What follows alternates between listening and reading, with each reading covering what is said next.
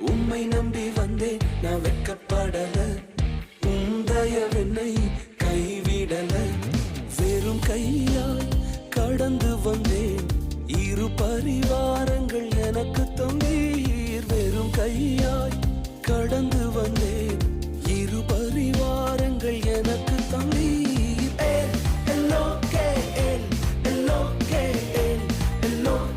உம்மை துதிப்பேன்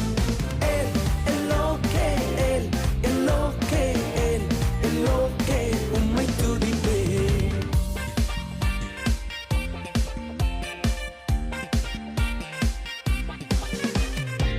நாங்கள் கைவிடப்பட்ட நேரங்களில் எங்களோடு உடன்படிக்கை செய்து எங்களை உயர்த்தினீரே.